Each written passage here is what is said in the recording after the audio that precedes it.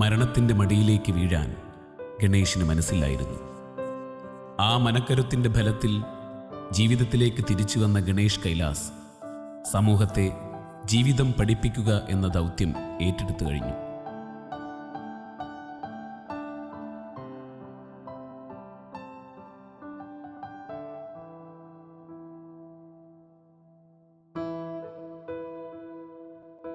Retired SI ശങ്കരൻകുട്ടിയുടെയും കല്യാണിക്കുട്ടിയുടെയും മകനാണ് ഗണേഷ്.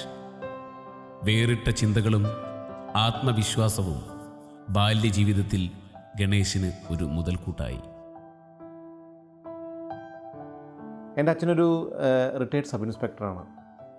അതുകൊണ്ട് തന്നെ എൻ്റെ ചെറുപ്പകാലം ഒട്ടുമിക്കതിനും പോലീസ് ക്വാർട്ടേഴ്സുകളിലായിരുന്നു എൻ്റെ ജീവിതം. ഇന്നും ഞാൻ എൻ്റെ കുട്ടിക്കാലത്തെക്കുറിച്ച് ഓർക്കുമ്പോൾ എനിക്ക് ഏറ്റവും കൂടുതൽ എൻ്റെ മനസ്സിൽ ഓടി വരുന്നത് മണ്ണാർക്കാട് പോലീസ് ക്വാർട്ടേഴ്സിലെയും അതുപോലെ തന്നെ അഗളി പോലീസ് ക്വാർട്ടേഴ്സിലെയും ആ ഒരു കുട്ടിക്കാലമാണ്. വളരെ കുസൃതി നിറഞ്ഞൊരു കുട്ടിക്കാലമായിരുന്നു. അന്ന് ഒരു പക്ഷേ എൻ്റെ കുട്ടിക്കാലത്ത് എന്നെ ഏറ്റവും കൂടുതൽ ആകർഷിച്ചൊരു വ്യക്തി ഇന്നത്തെ കണ്ണൂർ SP ഉണ്ണിരാജൻ മാമ എന്നതിൻ്റെ സത്യം പറഞ്ഞാൽ ഒരു കളിക്കൂട്ടുകാരെന്ന് പറയായിരുന്നു. എന്നെ വളരെയധികം ഷട്ടിൽ കളിക്കാനും ഒക്കെ വളരെയധികം പ്രോത്സാഹിപ്പിച്ചൊരു വ്യക്തിയാണ് അദ്ദേഹം. അദ്ദേഹത്തിന് ഈ ഒരു സമയത്ത് ഞാൻ വളരെ നന്ദിപൂർവ്വം ഞാൻ സ്മരിക്കുകയാണ്. മികച്ച വിദ്യാഭ്യാസവും കായിക ക്ഷമതയും ഗണേശിനുണ്ടായിരുന്നു.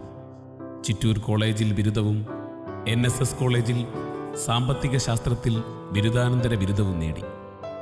ദൈവം എല്ലാത്തിനും ഒരു കൈ ഉണ്ടാവുമല്ലോ. അപ്പോൾ വളരെ അവിചാരിതമായിട്ട് എൻ്റെ ജീവിതത്തിലേക്ക് രാമചന്ദ്രൻ മാസ്റ്റർ, അതായത് എൻ്റെ ചിറ്റൂർ കോളേജിലെ ജിയോഗ്രഫി ലെക്ചറായ രാമചന്ദ്രൻ മാസ്റ്റർ എന്തോ ഒരു കാര്യത്തിന് വേണ്ടി അച്ഛനെ പരിചയപ്പെടുകയും അങ്ങനെ വളരെ അവിചാരിതമായിട്ട് താമസിച്ച വേളയിലും എന്നെക്കൊണ്ട് ആപ്ലിക്കേഷൻ ചിറ്റൂർ കോളേജിൽ കൊടുക്കാൻ പറയുകയും ഞാൻ ചിറ്റൂർ കോളേജിൽ ആപ്ലിക്കേഷൻ കൊടുക്കുകയും ചെയ്യുന്നത്.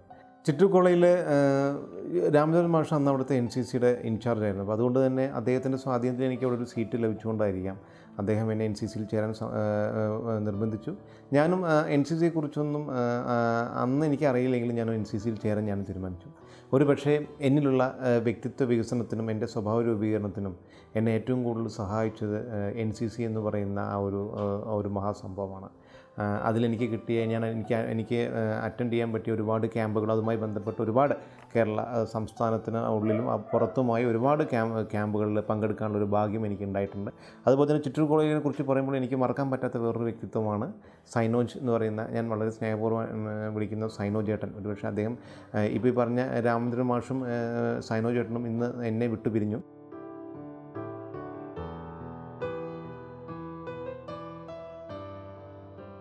ഞാൻ ഗണേഷ് കുമാറുമായിട്ട് കഴിഞ്ഞ 20 വർഷമായിട്ട് അടുത്ത ബന്ധം പുലർത്തുന്ന ഒരാളാണ്.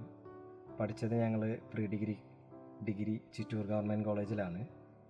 അന്ന് മുതൽ തുടങ്ങിയ ബന്ധം. പിന്നെ അതിനുശേഷം 2 വർഷം PGക്ക് ഒറ്റപ്പാലം NSS കോളേജിലും ഒരുമിച്ച് പഠിക്കുകയുണ്ടായി. കോളേജിലെ വളരെ ഊർജ്ജസ്വലനായ ഒരു വിദ്യാർത്ഥിയായിരുന്നു ഗണേഷ് കുമാർ. ഞങ്ങൾ കോളേജ് പഠനകാലത്ത് ഒരുമിച്ച് ഒരുപാട് ആക്ടിവിറ്റികൾ, പ്രത്യേകിച്ച് ഗണേഷിൻ്റെ ആക്ടിവിറ്റി കൂടുതലും സ്പോർട്സ്, NCC, സോഷ്യൽ വർക്ക് അങ്ങനത്തെ മേഖലകളിലേക്കായിരുന്നു. അച്ഛനെപ്പോലെ ഒരു പോലീസ് ഉദ്യോഗസ്ഥനാകണമെന്നായിരുന്നു ഗണേശിൻ്റെ ആഗ്രഹം. അതിനുള്ള എല്ലാ തയ്യാറെടുപ്പുകളും അദ്ദേഹം പൂർത്തിയാക്കി. എന്നേക്കാൾ 5 വയസ്സിന് താഴെയാണ് ഗണേഷ്. പക്ഷേ എന്നാലും പ്രായത്തിനേക്കാൾ കൂടിയ പക്വതയാണ് അവന് ചെറുപ്പം തൊട്ടേ. അച്ഛനെ കൊണ്ടുവിടാൻ വേണ്ടി ഞാൻ സ്റ്റേഷനിൽ പോകുന്ന സമയത്ത് അച്ഛൻ്റെ സുപ്പീരിയേഴ്സും എല്ലാവരും ചോദിക്കും എന്താ പഠിക്കുന്നത് ചോദിക്കുമ്പോൾ ഇങ്ങനെ PG കഴിഞ്ഞു. അപ്പോൾ അവരെന്നോട് പറയുന്നു എന്തായാലും ഒരു സബ് ഇൻസ്പെക്ടർ ടെസ്റ്റ് എഴുതണം. പിന്നെ എനിക്ക് അവനെ ഈ പറഞ്ഞ പോലെ അച്ഛൻ്റെ ഒരു പോലീസ് ഇൻസ്പെക്ടർ വേഷത്തിലൊക്കെ കാണാൻ തന്നെയായിരുന്നു ഞങ്ങൾക്കൊക്കെ. എനിക്കും എസ്പെഷ്യലി അവൻ അങ്ങനെ കാണാനായിരുന്നു ആഗ്രഹം ഉണ്ടായിരുന്നത്. ഇടക്കാലത്തേക്ക് ഒരു ഔഷധ കമ്പനിയുടെ പ്രതിനിധിയായി സേവനമനുഷ്ഠിച്ചു. അപ്പോൾ ഞാൻ പറഞ്ഞില്ല, വളരെ ചെറുപ്പകാലം മുതൽ തന്നെ ഒരു ഇൻഡിപെൻഡൻസി ആഗ്രഹിച്ചൊരു വ്യക്തി എന്നുള്ള നിലയ്ക്ക് അച്ഛൻ റിട്ടയർഡായിട്ട് വീട്ടിൽ വന്നിരിക്കുകയും മകൻ അതേപോലെ തന്നെ വീട്ടിലൊരു ജോലിയുമില്ലാതെ ഇരിക്കുന്നൊരവസ്ഥയെക്കുറിച്ച് ചിന്തിക്കാൻ പോലും എനിക്ക് സാധ്യമായിരുന്നില്ല. അതുകൊണ്ട് താൽക്കാലികമായിട്ടൊരു ജോലിക്ക് വേണ്ടി എൻ്റെ ഒരു ഫ്രണ്ട് മുഖാന്തരം ഞാനൊരു മെഡിക്കൽ റെപ്രസെൻറ്റേറ്റീവ് ജോലിക്ക് വേണ്ടിയിട്ട് അപേക്ഷിച്ചു. അങ്ങനെ ആദ്യത്തെ ആ ഒരു അറ്റംപ്റ്റ് തന്നെ എനിക്ക് അതിൽ ജോലി കിട്ടി. ആ ജോലി കിട്ടിയ ശേഷം 2002 ഡിസംബറിൽ ആദ്യമായിട്ട് എനിക്ക് തീർത്തും അപരിചിതമായ എറണാകുളത്തേക്കാണ് എനിക്ക് അപ്പോയിൻമെൻറ്റ് കിട്ടിയത്. അങ്ങനെ അവിടെ എറണാകുളത്ത് ഞാനൊരു 2 വർഷം വർക്ക് ചെയ്തു. മേയർ എന്ന് പറഞ്ഞൊരു കമ്പനി, അവിനാഷ് എന്ന് പറഞ്ഞ കമ്പനിയിലായിരുന്നു ആദ്യം. അതിനുശേഷം മേയർ എന്ന് പറഞ്ഞൊരു കമ്പനിയിൽ വർക്ക് ചെയ്തു. അങ്ങനെ മേയർ എന്ന് പറഞ്ഞ കമ്പനിയിൽ വർക്ക് ചെയ്യുന്ന സമയത്ത് എൻ്റെ ഒരു പുതിയ, ഇന്നും എൻ്റെ ആ ഒരു ഫ്രണ്ട്ഷിപ്പ്, ഒരു കണ്ണൻ എന്ന് പറയുന്ന ഒരു സുഹൃത്തിന് എൻ്റെ ലൈഫിൽ കിട്ടുകയും ഇന്നും ആ ഒരു ഫ്രണ്ട്ഷിപ്പ് വളരെ നന്നായി പോകുന്നു. അങ്ങനെ ഒരുപാട് നല്ല നല്ല സുഹൃത്തുക്കളെ എനിക്ക് എറണാകുളത്ത് നിന്നും കിട്ടി. അവരെല്ലാം ഇന്നും എന്നോടൊപ്പം വളരെയധികം എന്താ പറയുക, ആ ഒരു സുഹൃത്ത് ബന്ധം സൂക്ഷിച്ചു വയ്ക്കുന്നു.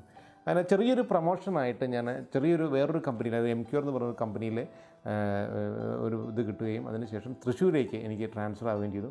അപ്പോൾ ഞാനും കണ്ണനും തൃശ്ശൂരിലേക്ക് ഞങ്ങൾ വന്നു. 2006 മെയ് 5 അപ്രതീക്ഷിതമായി, നനച്ചിരിക്കാതെ അപകടം അദ്ദേഹത്തെ തേടിയെത്തിയത്. ഒരു ഡോക്ടറുമായിട്ടൊരു അപ്പോയിൻമെൻ്റ് ഉണ്ടായിരുന്നു. ആ ഡോക്ടറെ കാണാൻ വേണ്ടി ഞാൻ പോവുകയാണ്. അങ്ങനെ പോകാൻ വേണ്ടി ഞാൻ റൂമിൽ നിന്ന് ഇറങ്ങിയ ശേഷം മെയിൻ റോഡിലേക്ക് കയറി. ഞാൻ കേരളവർമ്മ കോളേജിൻ്റെ ഫ്രണ്ട് സൈഡ് എല്ലാവർക്കും അറിയാം, അതൊരു വൺ വേ ആണ്. അപ്പോൾ ഞാൻ ആ വൺ വേയിലൂടെ ഞാൻ CIM ഹോസ്പിറ്റലിലേക്ക് പോവുകയായിരുന്നു. അപ്പോൾ എൻ്റെ ഫ്രണ്ടിലൊരു ബസ് പോയിരുന്നു, ഒരു KSRTC ബസ് പോയിരുന്നു. ആ ബസ് അവിടെ ചെറിയൊരു കയറ്റമായതുകൊണ്ട് ആ ബസ് സ്ലോ ആയപ്പോൾ ഓപ്പോസിറ്റ് നമുക്ക് എന്തെങ്കിലും വണ്ടി വരില്ലല്ലോ, കാരണം വൺ വേ അല്ലേ. അപ്പോൾ ആ ഒരു പ്രതീക്ഷയിൽ ഞാൻ ആ ബസ്സിനെ ഓവർടേക്ക് ചെയ്യുന്ന സമയത്ത് ആ ഒരു ഫ്രാക്ഷൻ ഓഫ് സെക്കൻഡിൽ ഒരു ജീപ്പ് റോങ് സൈഡ് കയറി വന്ന് എന്നെ ഇടിക്കുകയായിരുന്നു. അതൊരു ഫേസ് ടു ഫേസ് കൊളീഷനായിരുന്നു. ഗണേശിലൂടെ ഞങ്ങൾ ഗണേശിൻ്റെ അച്ഛൻ നിർത്തിവെച്ചവിടുന്ന് സൊസൈറ്റിക്ക് ബാക്കി ചെയ്യാൻ പറ്റാവുന്ന കാര്യങ്ങൾ ഞങ്ങൾ എൻവിസാജ് ചെയ്തുകൊണ്ടിരിക്കുകയായിരുന്നു. അവനെ ഒരു പോലീസ് ഓഫീസറാക്കണം എന്നുള്ളൊരു ചിന്താഗതിയോടുകൂടിയായിരുന്നു ഞങ്ങൾ പ്രതീക്ഷയുണ്ടായിരുന്നത്. അങ്ങനെ ഇരിക്കുന്ന സമയത്തായിരുന്നു അവൻ unfortunately met with an accident. അത് ഞങ്ങളുടെ എല്ലാവരുടെയും ജീവിതത്തിൽ വലിയൊരു ഷോക്കായി. വൈദ്യശാസ്ത്രത്തിൽ ഒരു വ്യക്തിയുടെ തലനാരിഴയുടെ 100% നട്ടലിന് ക്ഷതം സംഭവിച്ചാൽ ശരീരത്തെ അത് സാരമായി ബാധിക്കും. എന്നാൽ നനച്ചിരിക്കാത്ത ആ അപകടത്തിൽ ശരീരത്തിലെ ചുറ്റുമുള്ള എല്ല് പൊട്ടി ആ എല്ല് നട്ടലിൽ തുളച്ചുകയറി ഗണേഷ് അനുഭവിച്ച വേദന നമ്മുടെ ചിന്തകൾക്ക് അതീതമാണ്. ഞാൻ പറഞ്ഞല്ലോ, തീർത്തും അപ്രതീക്ഷിതമായിട്ടായിരുന്നു ആ ഒരു ആക്സിഡൻറ്റ് സംഭവിച്ചത്. അതുകൊണ്ട് തന്നെ യാതൊരു മുൻധാരണകളും ഇല്ലാതെ ഞാൻ തല കുത്തി വീണപ്പോൾ എൻ്റെ ഹെൽമെറ്റ് തെറിച്ചുപോയി. ഞാൻ തല കുത്തി വീണ് എൻ്റെ സ്പൈനൽ കോഡിന്, സുഷുമ്ന നാഡിക്ക് ചുറ്റുമുള്ള ബോണ് പൊട്ടി. ആ ബോണ് പോയി സ്പൈനൽ കോഡിൽ കുത്തി കയറി. മരണത്തിൻ്റെ മടിയിൽ നിന്നും അദൃശ്യമായ ഏതോ കരങ്ങൾ ഗണേശിനെ ജീവിതത്തിലേക്ക് പിടിച്ചു കയറ്റി. അപ്പോൾ അത് ഇങ്ങനൊരു ആക്സിഡൻ്റ് ആയപ്പോൾ എൻ്റെ ബാക്കിൽ സഞ്ചരിച്ചിരുന്ന മംഗലാപുരത്ത് പഠിക്കുന്ന ഒരു വിദ്യാർത്ഥിയാണ്. എല്ലാത്തിനും ഒരു ദൈവത്തിൻ്റെ ഒരു കൈ ഉണ്ടെന്ന് വിശ്വസിക്കുമല്ലോ നമ്മൾ. അപ്പോൾ അത്തരത്തിലുള്ളൊരു കൈ, അദ്ദേഹമാണ് എന്നെ തൃശ്ശൂർ വെസ്റ്റ് ഹോസ്പിറ്റലിൽ കൊണ്ടുപോയി അഡ്മിറ്റ് ചെയ്തത്. ഇന്നും എനിക്ക് ആ ഒരു വ്യക്തിയെ കാണാൻ, ആ വ്യക്തിയോടൊരു നന്ദി വാക്ക് പറയാൻ എനിക്ക് പറ്റിയിട്ടില്ല. ഇന്നും അതൊരു എൻ്റെ മനസ്സിലൊരു വലിയൊരു വിഷമമായിട്ട് ഞാൻ കരുതുകയാണ്. എങ്ങാനും ഇത് അദ്ദേഹം എങ്ങനെയൊന്നും കാണുന്നുണ്ടെങ്കിൽ ഈ ഒരു അവസരം അദ്ദേഹത്തിനോടുള്ള ഒരു നന്ദിയായിട്ട് അദ്ദേഹം കൊടുക്കണം. എൻ്റെ ജീവിതം രക്ഷിച്ചതിന് താങ്കളോട് ഞാൻ കടപ്പെട്ടിരിക്കുന്നു. മനോധൈര്യം കൈവിടാതെ ഗണേഷ് പതിയെ ജീവിതത്തിലേക്ക് തിരിച്ചു വന്നു. ബോധം വന്ന ശേഷം എൻ്റെ ശരീരത്തിലുണ്ടായ ചെറിയ മുറിവുകളുടെ ഒരു വേദന മാത്രമേ എനിക്ക് ഫീൽ ചെയ്തുള്ളൂ. അങ്ങനെ അന്ന് ICUവിൽ കടന്ന് പിറ്റേ ദിവസമായപ്പോഴേക്കും എന്നെ കാണാൻ വേണ്ടി എൻ്റെ ICUവിൻ്റെ ഡോറിൽ വന്ന അച്ഛനും അമ്മയും കണ്ട ശേഷം പോകുന്ന സമയത്ത് എനിക്കൊരു ടാറ്റ തരാൻ വേണ്ടി അവർ ശ്രമിച്ചപ്പോൾ അവർക്കൊരു ടാറ്റ തിരിച്ചു കൊടുക്കാൻ വേണ്ടി ഞാൻ ശ്രമിച്ചു. ആ സമയത്ത് എൻ്റെ കൈ അനങ്ങുന്നില്ല, അല്ലെങ്കിൽ എൻ്റെ കൈയൊന്നും അനക്കാൻ പറ്റുന്നില്ല. അപ്പോൾ എൻ്റെ അടുത്ത് നിന്നിരുന്ന ഒരു നേഴ്സാണ് എൻ്റെ കൈ പിടിച്ചുകൊണ്ട് അവർക്ക് ടാറ്റ കൊടുത്തത്.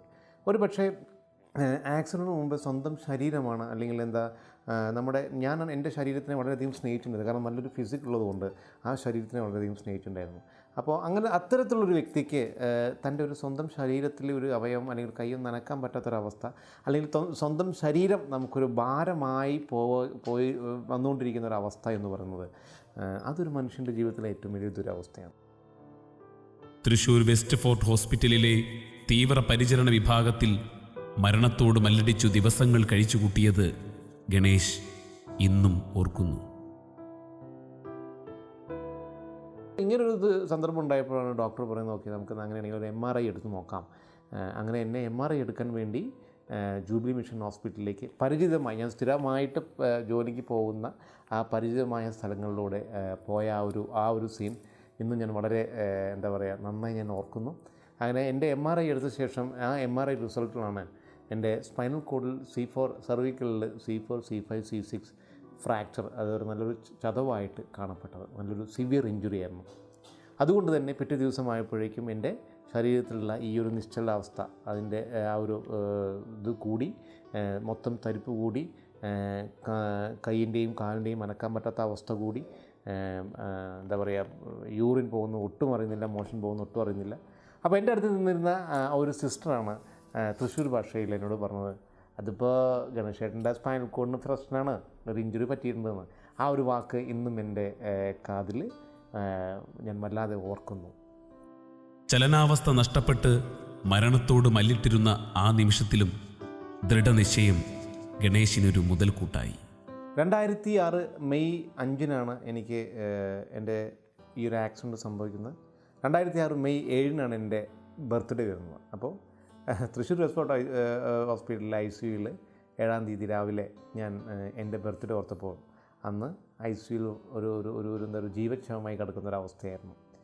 അപ്പോൾ ഞാൻ പറഞ്ഞില്ലേ 2006 മെയ് 5-ന് എൻ്റെ ജീവിതത്തിലെ ഏറ്റവും വലിയൊരു അപകടം എന്ന് പറയാൻ ഇന്നും ഞാൻ ആഗ്രഹിക്കുന്നില്ല. കാരണം എനിക്ക് ജീവിതത്തിൽ പലതും പഠിക്കാൻ വേണ്ടി ഇതാണ് നീ കാണുന്ന ഇത്തരം തരത്തിലുള്ള ഒരു കളർഫുള്ളായിട്ടുള്ള ലൈഫല്ല, മറിച്ച് ജീവിതത്തിൽ നമ്മൾ നിലച്ചിരിക്കാതെ പല പ്രതിസന്ധികളും വരാം. ആ പ്രതിസന്ധികളെ തരണം ചെയ്യാൻ നീ എങ്ങനെ പഠിക്കണമെന്ന് എന്നെ ദൈവം മനസ്സിലാക്കി തന്ന ആ ഒരു ദിവസം, അതിനെ എനിക്ക് ഒരിക്കലും ഒരു അപകടം എന്നുള്ളൊരു ദിവസമായി ഓർക്കാൻ ഇഷ്ടമില്ല. പലതും പഠിക്കാൻ വേണ്ടി ദൈവം തന്ന ഒരു അവസരമായിട്ട് ഞാൻ അതിനെ കാണുന്നു. അപകടം ശരീരത്തെ തളർത്തിയെങ്കിലും അനുഭവങ്ങളുടെ വെളിച്ചത്തിൽ ഗണേഷ് ജീവിതം പഠിച്ചു. എന്നെ ട്രീറ്റ് ചെയ്ത അവിടുത്തെ ഡോക്ടർ എൻ്റെ അച്ഛൻ്റെയും അമ്മയുടെയും മുഖത്ത് നോക്കി പറഞ്ഞു, ഇനി മകനെ ഒന്നിനും പറ്റില്ല, എന്ന് മാത്രമല്ല എത്ര കാലം ജീവിച്ചിരിക്കുമെന്നും പറയാൻ പറ്റില്ല, അല്ലെങ്കിൽ ഒരു സ്ട്രക്ചറിൽ കടത്താൻ മാത്രമേ പറ്റുള്ളൂ എന്നാണ് എൻ്റെ അച്ഛൻ്റെയും അമ്മയുടെയും മുഖത്ത് നോക്കിയ ഡോക്ടർ പറഞ്ഞത്. എനിക്ക് സത്യം പറഞ്ഞാൽ ആ ഡോക്ടറോട് എനിക്ക് ഇന്നും യാതൊരു ദേഷ്യമില്ല, മറിച്ച് അദ്ദേഹം അന്ന് പറഞ്ഞ ആ ഒരു വാക്ക്, ആ ഒരു സ്പാർക്കാണ് ഇന്ന് എന്നെ ഇതുവരെ കൊണ്ട് എത്തിച്ചത്. ആ വെസ്റ്റ്ഫോർട്ട് ഹോസ്പിറ്റൽ ICUയിൽ ജീവച്ഛവമായി മരണത്തെ മുന്നിൽ കൊണ്ട് കിടക്കുന്ന ഒരവസ്ഥയിൽ എനിക്ക് 2 ചോയ്സാണ് ഉണ്ടായിരുന്നത്. ഒന്നുകിൽ എനിക്കൊരു ഞാൻ പറഞ്ഞൊരു മാംസപിണ്ഡമായിട്ടോ ഒരു ജീവച്ഛവമായിട്ടോ എനിക്ക് വേണമെങ്കിൽ കിടക്കാം. എന്നെ നോക്കി എൻ്റെ അച്ഛനും എൻ്റെ അമ്മയും പ്രസവിച്ച എൻ്റെ അമ്മയായതുകൊണ്ട് അല്ലെങ്കിൽ എൻ്റെ മാതാപിതാക്കൾ ഒരു മകനായതുകൊണ്ട് എന്നെ നോക്കുമായിരിക്കും. അത് എത്ര കാലം എന്ന് പറയാൻ പറ്റില്ല.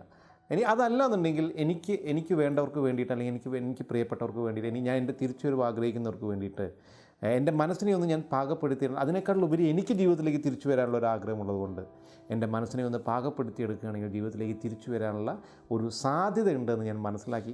നല്ലൊരു ചികിത്സയ്ക്ക് വേണ്ടി കേരളത്തിനകത്തും പുറത്തുമുള്ള ധാരാളം ആശുപത്രികളിൽ സന്ദർശിച്ചെങ്കിലും അവിടെ നിന്നെല്ലാം മടക്കി അയക്കുകയായിരുന്നു. എന്തു ചെയ്യുമെന്ന് വിചാരിച്ചിരിക്കുന്ന സമയത്താണ് എൻ്റെ ഒരു സുഹൃത്ത് രാകേഷ് മുഖാന്തരം കോട്ടയത്തുള്ള വൈക്കം ഇൻഡോ അമേരിക്കൻ ഹോസ്പിറ്റലിനെ കുറിച്ച് അറിയാൻ സാധ്യമായതും എൻ്റെ റിപ്പോർട്ടുമായിട്ട് അവിടെ പോയപ്പോൾ അവിടുത്തെ അന്നത്തെ മെഡിക്കൽ ഡയറക്ടറായ ഇന്നും ഞാനൊരു ദൈവം പോലെ കണക്കാക്കുന്ന ഡോക്ടർ രാജീവ് കുമാർ എൻ്റെ റിസൾട്ട് നോക്കുകയും അദ്ദേഹം പറഞ്ഞു, ഓക്കെ ഇങ്ങോട്ട് കൊണ്ടുവരും, നമുക്ക് നോക്കാം എന്ന് പറഞ്ഞു. അപ്പോൾ അങ്ങനെ ആദ്യമായിട്ടാണ് ഒരു ഡോക്ടർ എന്നെ ട്രീറ്റ് ചെയ്യാമെന്ന് സമ്മതിക്കുന്നത്. അവിടെ എന്നെ റിസീവ് ചെയ്ത അവിടുത്തെ സിസ്റ്ററെയും ഡോക്ടറെയും കണ്ടപ്പോൾ തന്നെ ജീവിതത്തിലേക്ക് തിരിച്ചു വരാനുള്ള ചെറിയൊരു ചാൻസ് ഉണ്ടെന്ന് എനിക്ക് തുടങ്ങി. കാരണം അത്തരത്തിലായിരുന്നു അവരുടെ എന്നെ വെൽക്കം ചെയ്ത രീതി. അങ്ങനെ അവിടെ പോയി ഡോക്ടർ പറഞ്ഞു, ഇത്രയും ദിവസമായപ്പോഴേക്കും എൻ്റെ BP-യും പൾസും എല്ലാം പോയി. കാരണം സ്വാഭാവികമായിട്ടും അങ്ങനെയാണല്ലോ. പക്ഷേ ഞാൻ അത്രയും ഒരു സീരിയസ് ആയിട്ടുള്ള അവസ്ഥയിൽ കിടക്കുന്നതുകൊണ്ടായിരിക്കും ചിലപ്പോൾ ഡോക്ടർ എന്നെ ഒന്നും ചെയ്യാതെ കിടത്തിയതെന്ന് എനിക്ക് തോന്നുന്നു. അപ്പോൾ ഡോക്ടർ പറഞ്ഞു, ഇങ്ങനെ പൾസും വീക്കൊക്കെ വളരെ മോശമാണ്, അപ്പോൾ എന്തായാലും ഒരു ദിവസം നമുക്ക് നോക്കിയിട്ട് നാളെ ഓപ്പറേഷൻ ചെയ്യാമെന്ന് പറഞ്ഞു. അങ്ങനെ പിറ്റേ ദിവസമായപ്പോഴേക്കും എൻ്റെ കുറച്ച് നോർമലായി. അങ്ങനെ അദ്ദേഹം 14 മണിക്കൂറോളം നീണ്ട ഒരു സർജറിയാണ് ചെയ്തത്. നിങ്ങൾക്ക് എത്ര പേര് കാണാൻ പറ്റുമെന്ന് എനിക്കറിയില്ല. എന്നിരുന്നാലും ഈ കഴുത്തിൻ്റെ ഇവിടെ നിന്നും ഇതുവരെ കീറിയിട്ട് നമ്മുടെ ഈ പറഞ്ഞ പോലെ വോക്കൽ കോഡും കാര്യങ്ങളൊക്കെ ശ്രദ്ധയോടെ നോക്കിയിട്ട് വേണം ഇവിടെ നിന്നാണ് സർജറി ചെയ്തിട്ടുള്ളത് എൻ്റെ ഒരു അറിവ്. അപ്പോൾ പക്ഷേ അത് ചെയ്യണമെന്നുണ്ടെങ്കിൽ അത്രയും ചങ്കൂറ്റം വേണം. ഇനി ആ ഒരു ചങ്കൂറ്റത്തിൻ്റെ കുറവ് കൊണ്ടാണോ എന്നെ ചെയ്യാത്തത് പോലും എനിക്കിപ്പോൾ സംശയമുണ്ട്. എന്നിരുന്നാലും ദൈവത്തിൻ്റെ കൈകളിൽ രാജീവ് കുമാർ ഡോക്ടറുടെ ആ ഒരു കൈകൾ എൻ്റെ ശരീരത്തിൽ ആദ്യമായി സ്പർശിക്കുകയും എന്നെ ആദ്യമായി സർജറി ചെയ്തതും ഇന്നും ഞാൻ ഓർക്കുന്നു. അന്ന് എനിക്ക് വളരെ അപ്രതീക്ഷിതമായിട്ട് എൻ്റെ ജീവിതത്തിൽ ഒരു പുതിയ സുഹൃത്തിനെ കിട്ടി. കാണുന്നുള്ളവർക്ക് മനസ്സിലായിട്ടുണ്ടാവും, അത് എൻ്റെ വീൽ ചെയറാണ്. ഇന്ന് ഞാൻ പോകുന്ന സ്ഥലത്തെല്ലാം എന്നെ പോകാൻ സാധ്യമാക്കുന്നത് അല്ലെങ്കിൽ എൻ്റെ സ്വപ്നങ്ങൾ സാക്ഷാത്കരിക്കാൻ എന്നെ സഹായിക്കുന്നത് എൻ്റെ ഏറ്റവും വിലം കൈയായിട്ടുള്ള എൻ്റെ വീൽ ചെയറാണ്. മരണം ഉറപ്പെന്ന് വിധി എഴുതിയ ഡോക്ടർമാരെ അത്ഭുതപ്പെടുത്തി തികഞ്ഞ ഇച്ഛാശക്തിയോടെയും ആത്മവിശ്വാസത്തോടെയും ഗണേഷ് പതിയെ ജീവിതത്തിലേക്ക് കുതിച്ചു. ഗണേഷിൻ്റെ സ്വപ്നങ്ങൾ സാക്ഷാത്കരിക്കാൻ പിന്നീട് അങ്ങോട്ടുള്ള യാത്രയിൽ വീൽ ചെയർ എന്ന സുഹൃത്തും കൂട്ടിനെത്തി. ആദ്യമായി ഒക്യുപേഷണൽ തെറാപ്പി ചെയ്യാൻ വേണ്ടി തെറാപ്പി റൂമിലേക്ക് പോയപ്പോൾ എന്നെ അവിടെ തെറാപ്പി ചെയ്യിച്ചത് സെൽന എന്ന് പറയുന്ന ഒരു മേഡമായിരുന്നു. സെൽന മേഡം എന്നോട് പറഞ്ഞു, ഗണേഷ് ഈ ഒരു ചെസ് ബോർഡ് പോലത്തെ ഒരു സാധനം കാണിച്ചു ഗണേഷ് ഇതൊന്ന് മാറ്റി വയ്ക്കാൻ പറഞ്ഞു. അപ്പോൾ ഞാൻ അവരോട് ചോദിച്ചു, നിങ്ങളിത് ഇത്രയും ചെറിയ സാധനം കാണിച്ചിട്ട് എന്നോട് ഇങ്ങനെ ഒന്ന് മാറ്റി വയ്ക്കാൻ പറഞ്ഞു, നിങ്ങൾ എന്താ എന്നെ കളിയേക്കാണോ വെച്ചു. അപ്പോൾ അവർ ഒരു ചെറിയൊരു പുഞ്ചിരിയോടെ പറഞ്ഞു, ഗണേഷ് ഒന്ന് ശ്രമിച്ച് നോക്കുമെന്ന് പറഞ്ഞു. അപ്പോൾ എനിക്ക് ആ ഒരു ചെറിയൊരു ചെസ് ബോർഡ് പോലത്തെ അതായത് വളരെ ചെറിയൊരു സാധനം മാറ്റി വയ്ക്കണമെന്ന് ആഗ്രഹമുണ്ടെങ്കിലും എൻ്റെ കൈകൾ അതിനനുസരിച്ച് പോകുന്നില്ല. ഒരു മനുഷ്യൻ്റെ ജീവിതത്തിലെ ഒരു ഡിസബിലിറ്റി മനസ്സിലായത് എനിക്ക് അപ്പോഴാണ്. അപ്പോൾ കുറച്ച് ദിവസങ്ങൾക്ക് ശേഷം എന്നെ ഫിസിയോതെറാപ്പി കണ്ടിന്യൂ ചെയ്യുന്നതിനൊപ്പം തന്നെ ആദ്യമായിട്ട് എന്നെ എന്താ പറയുക നിർത്താൻ വേണ്ടി ഒന്ന് ശ്രമിച്ചു. ഇന്ന് ഞാൻ ഓർക്കുന്നു, എന്നെ ആദ്യമായിട്ട് നിർത്തിയത് 7-8 പേരുടെ സഹായത്തോടെയാണ്. ജീവിതത്തിൽ നേരത്തെ ഞാൻ പറഞ്ഞ പോലെ വളരെയധികം ഇൻഡിപെൻഡൻസി ആഗ്രഹിച്ചൊരു വ്യക്തിക്ക് 7 പേരുടെ അല്ലെങ്കിൽ 8 പേരുടെ സഹായത്തോടെ നിൽക്കേണ്ടി വരുന്നൊരവസ്ഥ എന്ന് പറയുന്നത് അതും സത്യം പറഞ്ഞാൽ പറഞ്ഞറിയിക്കാൻ പറ്റാത്തൊരു സംഗതിയാണ്. എല്ലാ പ്രതിസന്ധികളെയും ഗണേഷ് ഒരു പുഞ്ചിരിയോടെ സ്വീകരിച്ചു. അപ്പോൾ ഒരു ദിവസം ഞാനിങ്ങനെ ഇരിക്കുന്ന സമയത്ത് അവിടെ എൻ്റെ അപ്പുറത്ത് വന്ന ഒരു സിസ്റ്റർ നൺ, ആ ഒരു സിസ്റ്റർ എന്നെ കണ്ടപ്പോൾ പറഞ്ഞു, ഞാനിങ്ങനെ ചിരിച്ചുകൊണ്ടിരിക്കുമ്പോൾ ചിരിച്ച് വളരെയായിട്ടിരിക്കുന്ന സമയത്ത് അവരെൻ്റെ അടുത്ത് പറഞ്ഞു, മോന് വിഷമമൊന്നുമില്ലേ, മോൻ വളരെയധികം ഹാപ്പിയാണ്. ഞാൻ പറഞ്ഞു, എൻ്റെ ഉള്ളിൽ വിഷമങ്ങൾ ഉണ്ടായിട്ട് അത് ഞാൻ പുറത്ത് കാണിക്കുന്നതിന് എന്താണ് അർത്ഥം? മറിച്ച് നമ്മളുള്ള വിഷമങ്ങളെ നമുക്ക് തരണം ചെയ്യാൻ വേണ്ടി അതൊരു ചിരിയായി പുറത്തു വന്നാൽ അത് കാണുന്നവർക്കൊരു സന്തോഷമാണ്, എനിക്കും അതൊരു സന്തോഷമാണ്. എൻ്റെ വിഷമങ്ങൾ എൻ്റെ മാത്രമാണ്, പക്ഷേ എൻ്റെ സന്തോഷം അത് മറ്റുള്ളവർക്ക് എല്ലാവർക്കും അർഹതപ്പെട്ടാണ്. പക്ഷേ അപ്പോഴും വീണ്ടും ഒരു ദുരന്തം അദ്ദേഹത്തെ തേടിയെത്തി. ഡോക്ടർ പറഞ്ഞത് പ്രകാരം ഒരു ദിവസം രാവിലെ എന്നെ മസാജ് ചെയ്യുന്ന സമയത്ത് എൻ്റെ ഹിപ്പിൻ്റെ മോഡലായിട്ടുള്ള ഭാഗത്തു നിന്നും സ്കിന്നും ബ്ലഡും ചലവും എല്ലാം പൊട്ടിത്തെറിക്കുന്നൊരവസ്ഥ, അതായത് പച്ചയായ ഒരു ശരീരത്തിൽ ഇത്തരത്തിൽ, അതായത് ആക്സിഡൻ്റായ ഒരു ചെറിയൊരു മുറിവിൽ നിന്നും പഴുത്ത് അത് കുളമായി അതുപോലും ശരീരത്തിന് അറിയാൻ പറ്റാത്തൊരവസ്ഥ എന്ന് പറയുന്നത് അത് നിങ്ങൾക്ക് ഊഹിക്കാൻ മനസ്സിലാവും. അപ്പോൾ അത്തരത്തിലുള്ള ആ പൊട്ടിത്തെറിക്കുന്ന ഒരവസ്ഥ പറഞ്ഞത് ഒരു ലാസ്റ്റ് സ്റ്റേജാണ് അല്ലേ. അങ്ങനെ ഇതെന്താണ് കാരണമെന്ന് അറിയാതെ എനിക്ക് ഇടയ്ക്കിടയ്ക്ക് പനി വരുമായിരുന്നു. പക്ഷേ ആ പനി പാരസെറ്റമോൾ കഴിക്കുമ്പോൾ പോകുമായിരുന്നു. പക്ഷേ ഇത് ഉള്ളിലിരുന്ന് നല്ല പഴുത്ത കാര്യം ഞാൻ അറിഞ്ഞില്ല. അപ്പോൾ എന്നെയും കൊണ്ട് നേരെ എൻ്റെ അടുത്തുള്ള പെരിന്തൽമണ്ണയിലുള്ള EMS ഹോസ്പിറ്റലിൽ പോയി. അവിടെ എന്നെ ട്രീറ്റ് ചെയ്ത എൻ്റെ ഡോക്ടർ ജയകൃഷ്ണൻ സാർ എന്നോട് പറഞ്ഞു, ഇത് ഉള്ളിൽ മൊത്തം പഴുത്തിരിക്കുകയാണ് ഗണേഷ്, എന്ത് പറ്റി അറിഞ്ഞില്ല ചോദിച്ചു. ഞാൻ പറഞ്ഞു, സാർ എനിക്ക് ഉള്ളിലൊന്നും അറിഞ്ഞില്ല. അപ്പോൾ എന്തായാലും ഡോക്ടർ പറഞ്ഞു, പഴുപ്പെല്ലാം മാറ്റിയെടുത്തിട്ടുണ്ട്, ഇനി കുഴപ്പമില്ല, എന്തെങ്കിലും കട്ട് ചെയ്തെടുത്തിട്ടുണ്ടെന്ന് പറഞ്ഞു. അപ്പോൾ ഞാൻ കിടക്കുന്ന സ്ട്രക്ചറിന് ചുറ്റും ബ്ലഡ് ഇങ്ങനെ തളം കെട്ടി കിടക്കുകയാണ്. അപ്പോൾ ഇത് കാണിക്കാൻ വേണ്ടി എൻ്റെ അച്ഛനെ ഡോക്ടർ വിളിച്ചു. അപ്പോൾ അച്ഛൻ കാണാൻ വന്നു. എനിക്കറിയില്ല ഒരു പക്ഷേ എങ്ങനെ എൻ്റെ അച്ഛൻ അത് സഹിച്ചു എന്നുള്ള കാര്യം. കാരണം എൻ്റെ ഒരു പ്രദേശം മൊത്തം അത് എടുത്തിരിക്കുകയായിരുന്നു. ഒരു തേങ്ങ എടുത്ത് സത്യം പറഞ്ഞാൽ അതിൻ്റെ ഉള്ളിൽ വെക്കാമായിരുന്നു, അല്ലെങ്കിൽ നട്ടല് കാണാമായിരുന്നു എന്നാണ് പറഞ്ഞത്. അപ്പോൾ ഇതെല്ലാം സംഭവിച്ചത് എൻ്റെ ഈ ഒരു പച്ചയായ ശരീരത്തിലാണ്. ആരോഗ്യമാണ് എല്ലാം എന്ന് വിചാരിച്ച് സ്വപ്നം കണ്ടിരുന്ന ഒരു വ്യക്തിക്ക് ആ ഒരു വ്യക്തിയുടെ ശരീരത്തിൽ ഇത്രയും വലിയൊരു മുറിവുണ്ടായിട്ട് ആ മുറി പഴുത്ത് കുളം കുത്തിയിട്ട് പോലും അറിയാൻ പറ്റാത്തൊരവസ്ഥ എന്ന് പറയുന്നത് ഇത്രയേ ഉള്ളൂ നമ്മുടെ ശരീരത്തിൻ്റെ അവസ്ഥ എന്ന് പറയുന്നത്. നീണ്ട 5 വർഷം വേണ്ടി വന്നു ആ മുറിവിൽ നിന്നും മോചിതനാവാൻ.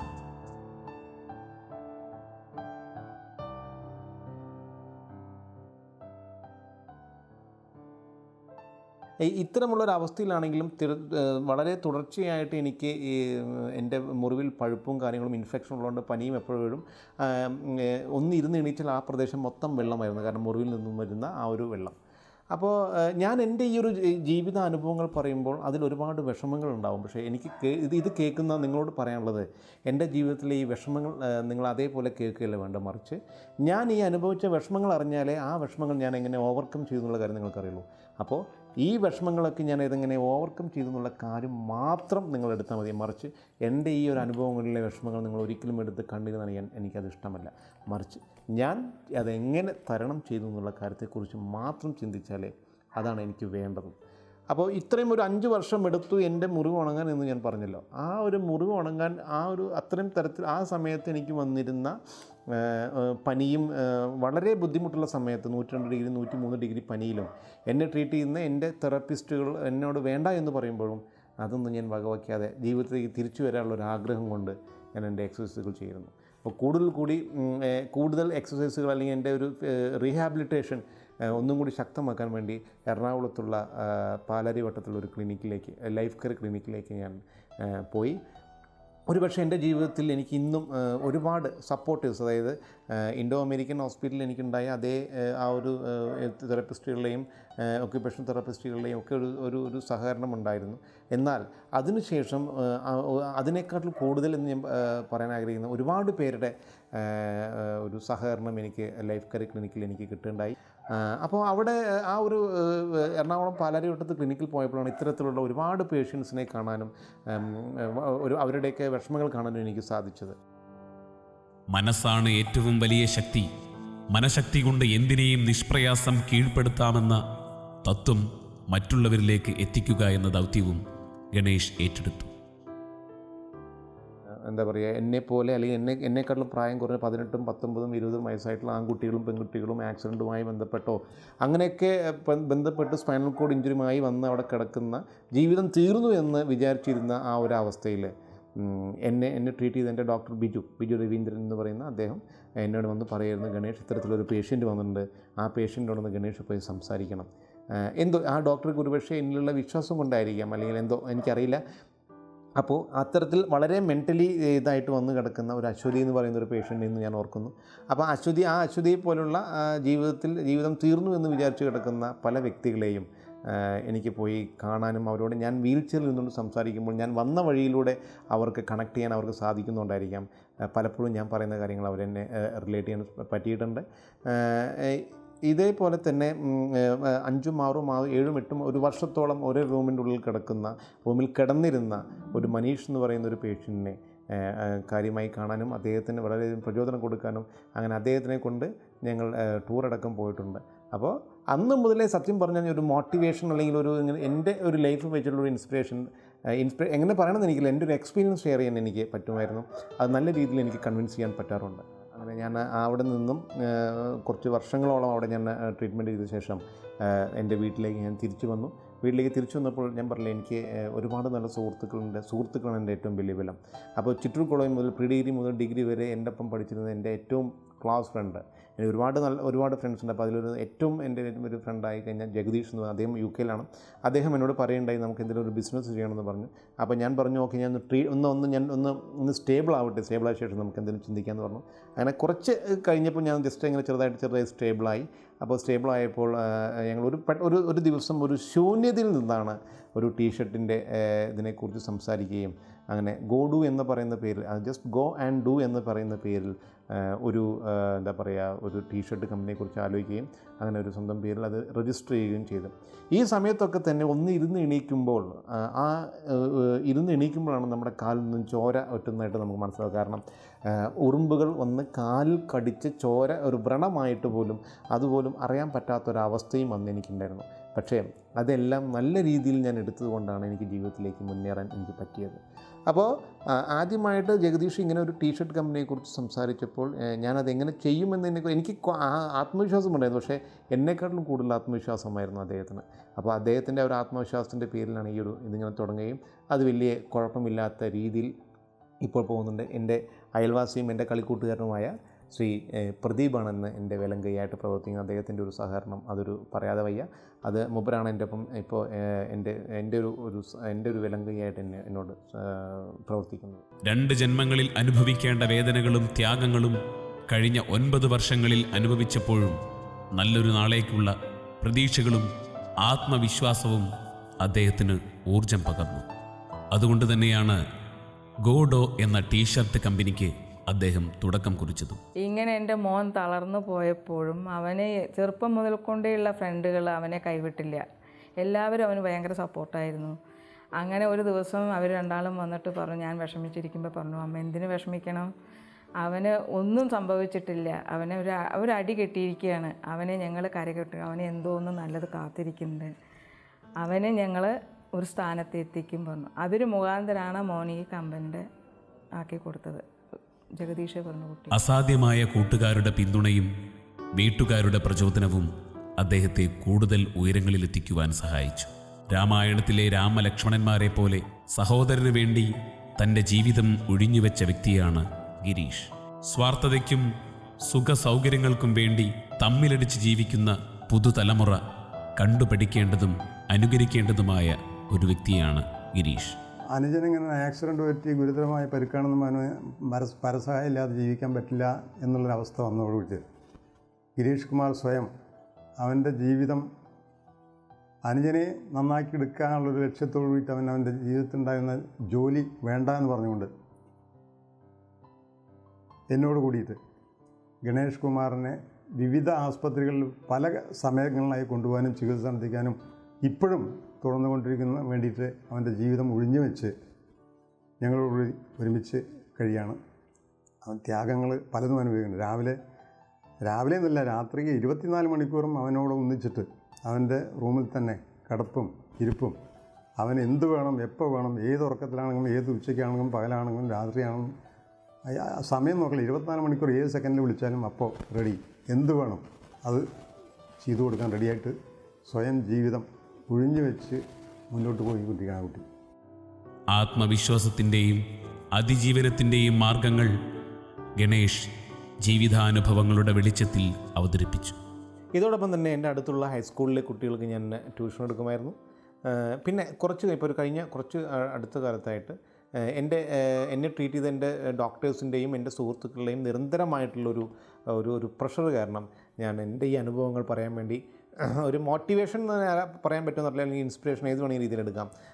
ഞാൻ കുറച്ച് പേഷ്യൻസിന് വേണ്ടി, അല്ലെങ്കിൽ ഏറ്റവും കൂടുതൽ എന്നെ അതിന് സഹായിച്ചത് പാലിയേറ്റീവ് കെയറുകാരാണ്. അപ്പോൾ പാലിയേറ്റീവിലെ ഓരോ മെമ്പേഴ്സിനെയും ഞാൻ ഈ ഒരു നിമിഷം ആലോചിക്കണം. കാരണം അവരുടെ ആ ഒരു നിരന്തര ഫലം ഒക്കെ നിരന്തര ഒരു പരിശ്രമം കൊണ്ടൊക്കെ തന്നെയാണ് സത്യം പറഞ്ഞാൽ ആദ്യമായിട്ട് ഞാനൊരു മോട്ടിവേഷൻ എന്നുള്ള ഒരു ലെവലിലേക്ക് വന്നത്. അങ്ങനെ ആദ്യമായിട്ട് കടമ്പഴി പുറത്തുള്ള ഒരു ഹോസ്പിറ്റലിലെ കമ്മ്യൂണിറ്റി സെൻറ്ററിലെ പേഷ്യൻസിന് ഒരു ചെറിയൊരു ക്ലാസ് കൊടുത്തപ്പോൾ ആ ക്ലാസ് കഴിഞ്ഞപ്പോൾ അവിടെയുള്ള പേഷ്യൻസ് എല്ലാവരും വന്ന് പറഞ്ഞു, ഞങ്ങൾ ഇന്നു മുതലാണ് ജീവിതത്തിനെക്കുറിച്ച് ചിന്തിച്ച് തുടങ്ങിയത് എന്ന് പറഞ്ഞു. അപ്പോൾ അതെനിക്ക് ജീവിതത്തിലേക്ക് ഇനിയും ചെയ്യണമെന്നുള്ളൊരു കോൺഫിഡൻസ് തന്നു. ഗണേഷിൻ്റെ വാക്കുകളുടെയും മനസ്സിൻ്റെയും ശക്തി മനസ്സിലാക്കിയ മാതൃഭൂമി ദിനപത്രത്തിൻ്റെ ലേഖകൻ ശ്രീ ഗോപാലകൃഷ്ണൻ ഗണേഷിനെക്കുറിച്ച് ഒരു ലേഖനം പുറത്തിറക്കി. 2015 ഓഗസ്റ്റ് 9 മാതൃഭൂമിയുടെ ഫ്രണ്ട് പേജിൽ തന്നെ എന്നെക്കുറിച്ചൊരു ഗംഭീര ന്യൂസ്, അത് ഞാൻ പറഞ്ഞേ പറ്റൂ, കാരണം ആ ഒരു ഗംഭീര ന്യൂസായിരുന്നു. ഒരു 1500 അല്ല 1500 കൂടുതൽ പേര് ഇപ്പോഴും എന്നെ വിളിച്ചുകൊണ്ടിരിക്കുന്നു. എന്നെ ആ ന്യൂസ് കണ്ടിട്ട് വിളിച്ചു.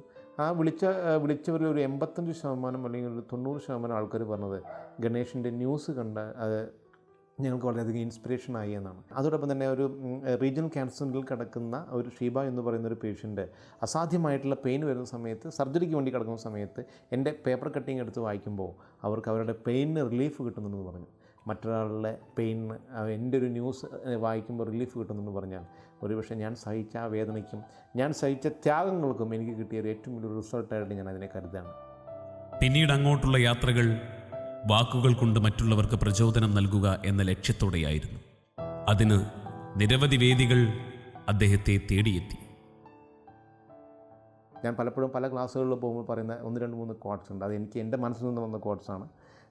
I don't have any worries or regrets about my past. I am very much happy with my present. So I hope my future will be safe in my hands. ഞാൻ കഴിഞ്ഞു പോയ കാര്യങ്ങളെക്കുറിച്ച് ഞാൻ ഓർക്കാറില്ല.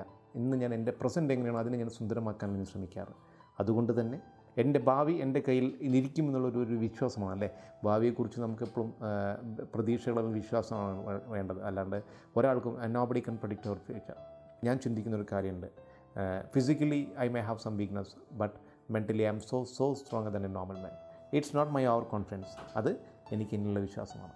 ശാരീരികമായിട്ട് എനിക്ക് ബുദ്ധിമുട്ടുകളോ അല്ലെങ്കിൽ വൈകല്യങ്ങളോ ഉണ്ടാകുമായിരിക്കാം, പക്ഷേ മെൻ്റലി അല്ലെങ്കിൽ മാനസികമായിട്ട് ഞാൻ വളരെയധികം സ്ട്രോങ് ആണ്. അത് ഒരിക്കലും എൻ്റെ ഓവർ കോൺഫിഡൻസ് അല്ല, മറിച്ച് അത് ഗണേഷ് എന്ന് പറയുന്ന വ്യക്തിക്ക് ഗണേഷിലുള്ള വിശ്വാസമാണ്.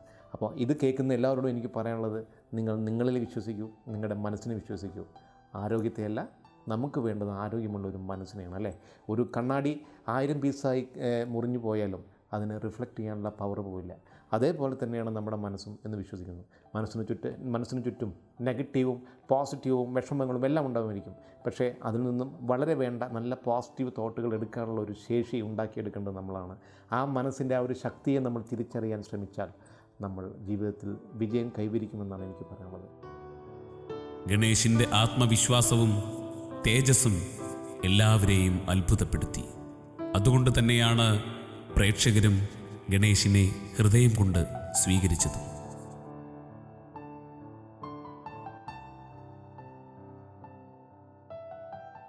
പാഠത്തോടനുബന്ധമായിട്ട് ഞാൻ പത്രത്തിൽ ആഗസ്റ്റ് 9-ാം തീയതി ഗണേഷിൻ്റെ ഒരു വാർത്ത വന്നു.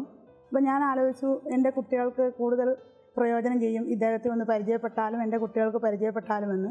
അപ്പോൾ ഞങ്ങൾ സ്കൂളിലേക്ക് ക്ഷണിച്ചു. അവിടെ വന്നു. കുട്ടികൾക്ക് ഒരു 1.5 മണിക്കൂറോളം മോട്ടിവേഷൻ ക്ലാസ് കൊടുത്തു. എല്ലാ കുട്ടികൾക്കും വളരെയധികം പ്രയോജനം ചെയ്തിട്ടുണ്ട്. അദ്ദേഹം പറഞ്ഞ കാര്യങ്ങൾ ചിലത് നമുക്ക് എല്ലാവർക്കും ജീവിതത്തിലേക്ക് പകർത്താൻ പറ്റുന്നതാണ്. പറഞ്ഞ വാചകങ്ങൾ ഇതായിരുന്നു: ആരോഗ്യമുള്ള ശരീരത്തിൽ ദുർബലമായ മനസ്സാണോ വേണ്ടത്, ദുർബലമായ ശരീരത്തിൽ ആരോഗ്യമുള്ള മനസ്സാണോ വേണ്ടത്? അപ്പോൾ അദ്ദേഹം തന്നെ അതിൻ്റെ തെളിവായിട്ട് പറഞ്ഞു, ദുർബലമായ ശരീരമാണെങ്കിലും ആരോഗ്യമുള്ള മനസ്സാണെങ്കിൽ നമുക്ക് ജീവിതത്തിൽ വിജയം നേടാൻ കഴിയും. എൻ്റെ കുട്ടികളെല്ലാവരും അത് വളരെയധികം ആ വാചകത്തെ ഉൾക്കൊള്ളുന്നുണ്ട്. അതുപോലെ തന്നെ ഏറ്റവും അധികം പ്രാധാന്യമുള്ള മറ്റൊരു വാചകം, ഒരു പൂമ്പാറ്റയ്ക്കും പറക്കാൻ കഴിയും, പത്രത്തിനും പറക്കാൻ കഴിയും. പത്രത്താളുകൾക്ക് പറക്കണമെങ്കിൽ കാറ്റിൻ്റെ സഹായം വേണം. പൂമ്പാറ്റയ്ക്ക് പറക്കണമെങ്കിൽ അതിന് സ്വന്തമായ ആഗ്രഹമുണ്ടെങ്കിൽ മാത്രം മതി. അതെ, ഗണേഷ് ഒരു ചിത്രശലഭത്തെ പോലെ വർണ്ണ ചിറകുകൾ വിരിച്ചുകൊണ്ട് പറന്നുയരുകയാണ്.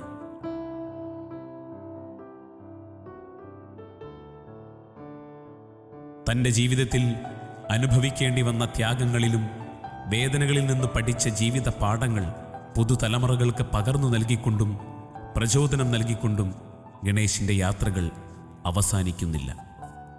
എൻ്റെ ജീവിതമാണ് എൻ്റെ സന്ദേശം എന്ന മഹാത്മാഗാന്ധിയുടെ വചനങ്ങൾക്ക് കരുത്തേകിക്കൊണ്ട് തൻ്റെ ജീവിതം മറ്റുള്ളവർക്കൊരു പ്രചോദനമേകി കൊടുക്കുകയാണ് ഗണേഷ് കൈലാസ്.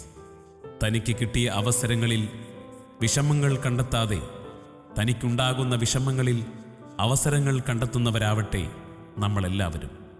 ഇത് ഗണേഷിൻ്റെ വാക്കുകളാണ്. അതിജീവനത്തിൻ്റെ ആത്മസാക്ഷാത്കാരത്തിനായി ഗണേഷിൻ്റെ യാത്രകൾ ഇവിടെ തുടങ്ങുന്നതേയുള്ളൂ.